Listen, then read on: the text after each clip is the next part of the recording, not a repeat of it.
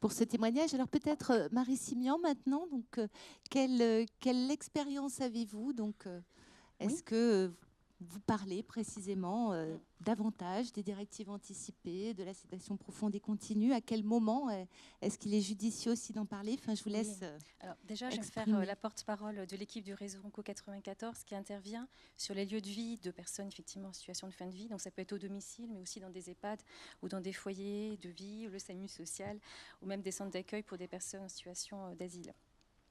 L'idée de l'intervention du réseau, effectivement, est de mettre en perspective la fin de vie, les conditions de fin de vie, l'accompagnement, de parler de ces questions-là et de prendre le temps, chose qui n'est pas forcément évidente en contexte hospitalier. Et là, pour le coup, l'équipe, ce qui en ressort, c'est quand même cette anticipation anxieuse de parler des directives anticipées. Même si au niveau du réseau, j'ai envie de dire, c'est intégré. Ça fait partie des choses à dire, de tenir informés les patients. Voilà, est-ce que le patient est prêt à entendre ça? Comment il va accueillir ça? La famille, qu'est-ce qu'ils vont en penser? Et puis le patient, des fois, il ne se pense pas encore en situation palliative. Pour lui, l'arrêt de soins, ça veut dire qu'il est guéri. Donc, face à cette rencontre, effectivement, ils adaptent aussi cette présentation ou non des directives anticipées. Et j'ai envie de dire, lorsqu'elles sont présentées, elles servent de support, de médiation pour des échanges, pour ouvrir à des échanges. Le but du réseau, c'est pas d'écrire les directives anticipées, que ce soit une finalité écrite, surtout que ça demande du temps. Mais en tout cas, ça peut vraiment laisser surgir une pensée, une réflexion collective, familiale autour de ces questions-là.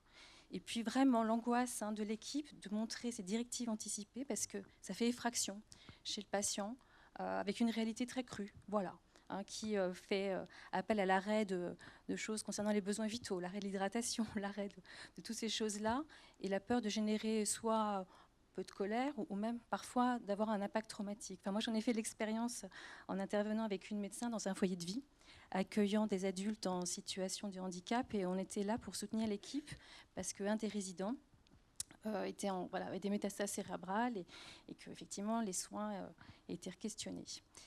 Donc, on parle de différentes choses. Est-ce que l'HAD peut venir dans ce foyer? Quel est le projet de cette personne? Il en est où dans la compréhension de ce qu'il vit? Il refuse l'hospitalisation. Est-ce qu'il veut un lit médicalisé? Des choses très concrètes, etc. Puis, à un moment donné, la médecin qui est présente parle aussi des directives anticipées, des questions de sédation profonde, de la personne de confiance. Et là, je pense que je ne leur ai pas posé habituellement cette question, mais le fait que je vienne ici, j'ai eu besoin de poser cette question-là. Je me suis adressée à l'équipe et je leur ai dit, mais est-ce que vous savez ce que c'est finalement? Voilà, c'est quoi? C'est quoi les directives anticipées? Ça veut dire quoi la personne de confiance? Et là, c'était le grand flou. C'était vraiment, la personne de confiance, c'est sûrement la personne à contacter. D'accord, donc déjà de réexpliquer. Et lorsque la médecin a vraiment décrit ce qu'étaient les directives anticipées et la sédation profonde, il y a eu un mouvement d'équipe là, d'une rare violence. Et même une salariée s'est levée en disant, écoutez, ici, on est dans un foyer de vie. Lui, ce qu'il veut, c'est vivre. Donc voilà, ça montre aussi l'impact de ce que peut être une directive anticipée. Bon, il y a ces situations-là. Et puis il y a d'autres situations, effectivement, la personne est complètement engagée dans ce qu'elle écrit, elle assume complètement. D'où l'autre question qui, moi, m'est posée en tant que psychologue, c'est la question de la réversibilité. Là, ce matin, on parlait avec un thème très juridique d'opposer, être opposable par rapport à ce qui peut être écrit. Mais effectivement, écrire, ça marque. Avant, j'ai envie de dire, on écrit plutôt l'après. Le testament, qu'est-ce qu'on va laisser? Ça permet de continuité, de penser sa continuité, de penser son être après, à travers les biens qui seront transmis. Et là, il faut écrire quelque chose avant. Et finalement, est-ce que c'est réversible tout ça? Est-ce qu'on peut gommer cet écrit? Jusqu'où ça peut aller, en sachant que psychiquement, ça demande quand même une gymnastique. C'est pas si évident que ça, pour plein de facteurs, de revenir sur une décision prise. Et puis même quand il n'y a plus la parole, comment exprimer finalement un changement d'avis par rapport à ça? Donc ça, c'est quand même quelque chose que je peux entendre. Et puis sinon, concernant la sédation profonde, là, il y a quelque chose de plus poétique qui rentre, je trouve, dans les questionnements des patients. C'est vraiment la question de la fin de l'existence.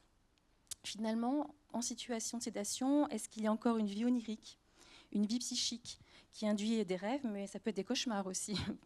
Et voilà. Et puis à quel moment arrive le générique de fin, finalement? Donc, se dire, la sédation, effectivement, permet un apaisement corporel, mais le moi, le psychisme, à quel moment ça s'arrête tout ça? Et finalement, il y a une angoisse avec toujours quand même l'infime espoir de se réveiller. Hein. C'est un peu la belle au bois dormant qui se fait piquer et puis qui est réveillée après avec de l'amour. Enfin, il y a quand même cet infime espoir. Donc voilà en gros les questionnements qui ressurgissent. Merci beaucoup.